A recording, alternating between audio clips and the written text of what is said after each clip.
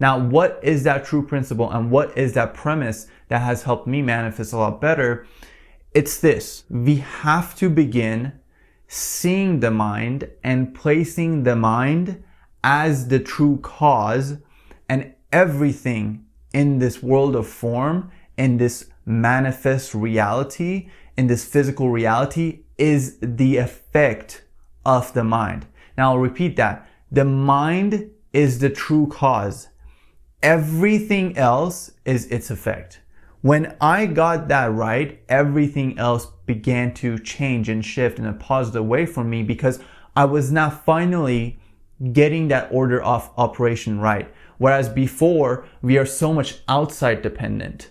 We let an outside circumstance dictate what we think in our mind. But when we flip that and we let our mind, which is the true cause, dictate the outside circumstances, then your whole life will begin to shift and change and mold in a different way based on your own creations here first. So the seeds were planted here first and sprouted, and then the manifestation of that is what you saw in the physical, but it was already done in here first. The mind is the true cause of creation. And when we get that right, everything else falls into place. And I will go into a lot more detail shortly in this video, but I just wanted to get that right. I wanted to emphasize that as much as possible.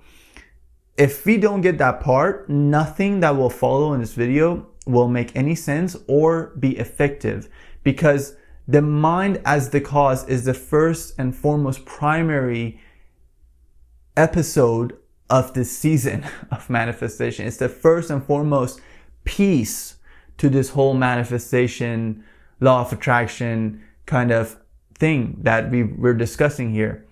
If we don't see the mind as the cause, nothing else will work. So just wanted to set the record straight on that. Just wanted to clarify that as much as possible. And now let's go ahead and begin and talk about some of the more minute processes that go into putting the mind as the cause and the world of form as the effect, and using the law of attraction based on those premises that we just established. So the mind is very powerful, as I stated before, and I wanted to make this distinction here as well and start to see the mind as a projector. When we start to see the mind as a projector and the true cause, you have to envision this vision that I'm going to share with you.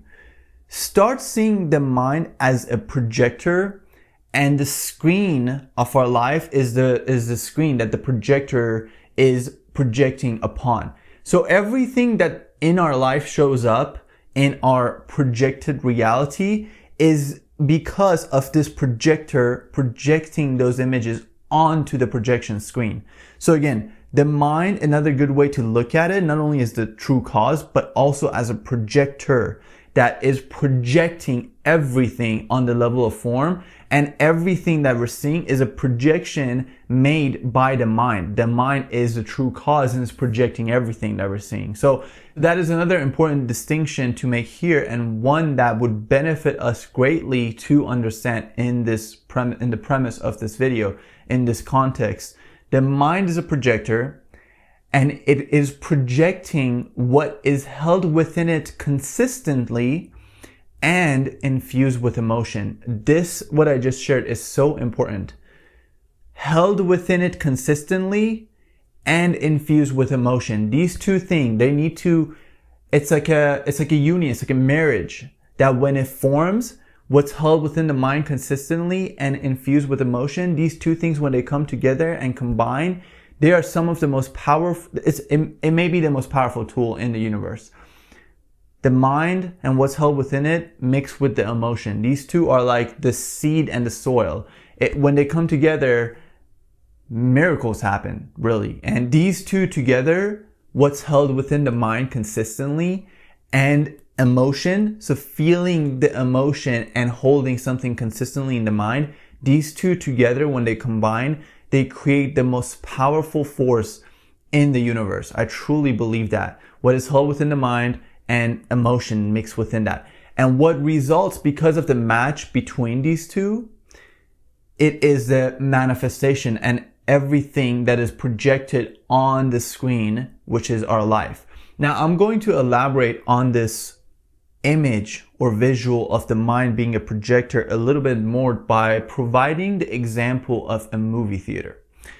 When you go to a movie theater, you begin to see images portrayed on the screen of the movie theater, right? But the true cause and the reason why those images are being portrayed there is because there's a projector in the back that is projecting what is held within it and held within it consistently onto that screen.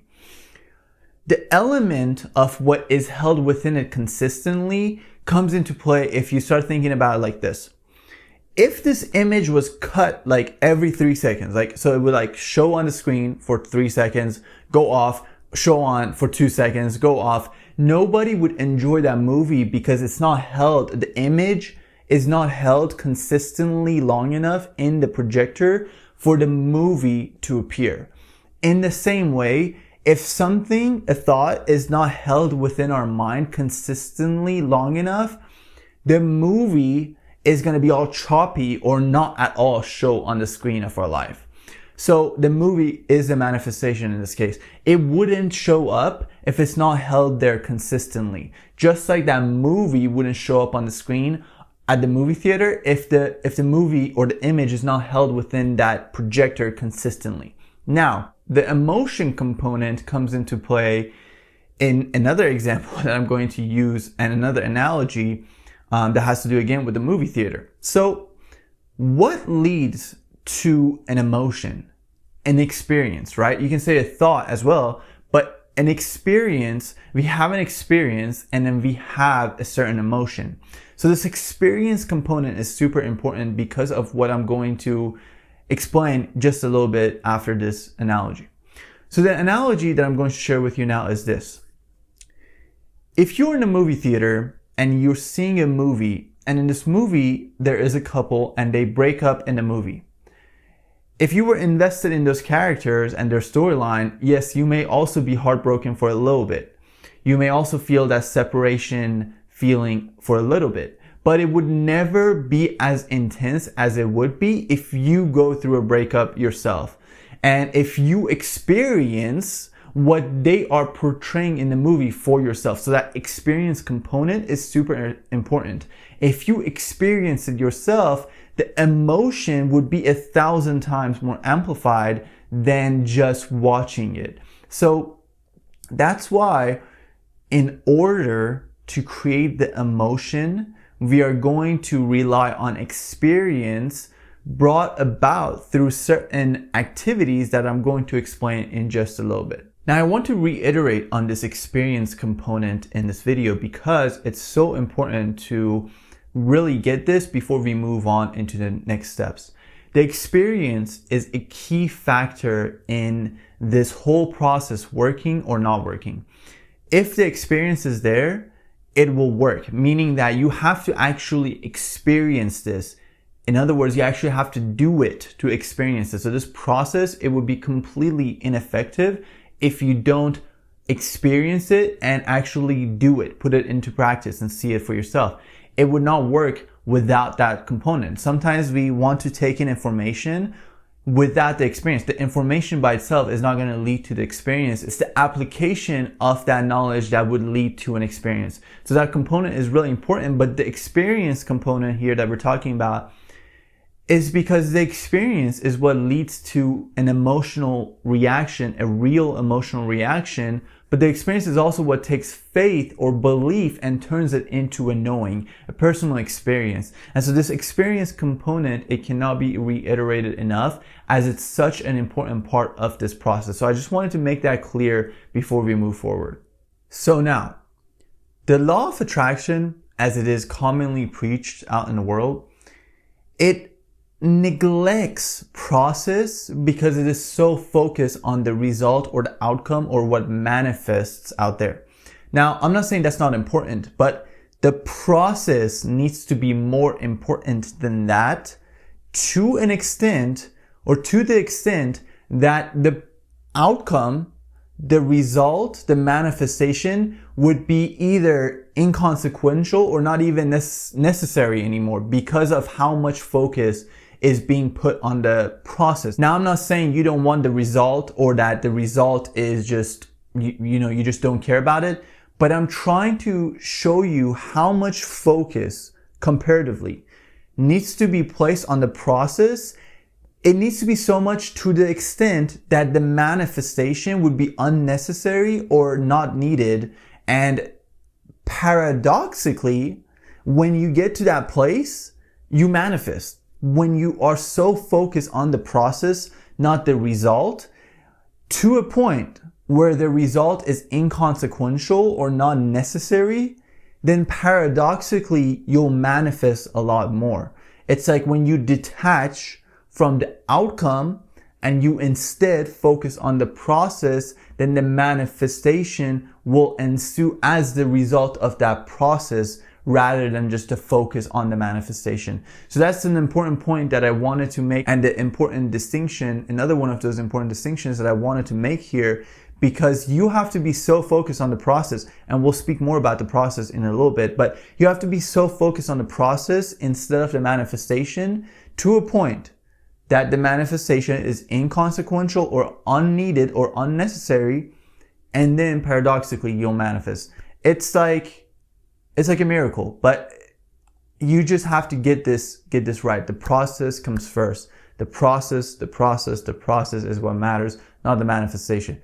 Not that the manifestation doesn't matter, but you have to focus on the process first. The manifestation will ensue as the result of the process. So just keep that in mind before we keep moving forward in the video. And if you have any questions about anything that I discussed, or you would like to dive more deeply into any of the topics that I talked about in this video, which there were a lot of them, and a lot of powerful topics were discussed in this video. If you want more help with any of those things in a specific way that is best suited for you, please check out my link in the description. That is a link to my one-on-one coaching service that I've began to offer recently, as that one-on-one coaching service is the channel through which I can be of most help to you. Because the most help will be provided for you if it's done in a personalized manner. As I said earlier in the video, if something is not personalized, if a form of practice is not personalized, if I just give general advice all the time, that may have some helpfulness. It may even have some helpfulness for a lot of people, but it wouldn't be maximized for you because it's not properly tailored for you. So yes, I made a sock that may fit everyone, but it may not fit perfectly for you. So if you want to dive more deeply into any of these topics, learn more about them, and have us discuss what path would be best for you to follow, then please check out that link in the description. As again, it's the link to my one-on-one coaching service. And I would love to see you within that container and within that format. As I said, we can go much more deeply into anything that I've discussed in this video or on my channel in general. So I hope to see you in that, and I hope to talk to you soon within that format and that container. Thank you guys for checking out that short clip from one of my longer videos that is linked right here. If you want to watch that, click that. And if you enjoyed this content, please subscribe to my channel so that you can see more videos from me on your homepage in YouTube. Thank you, and I'll see you next time.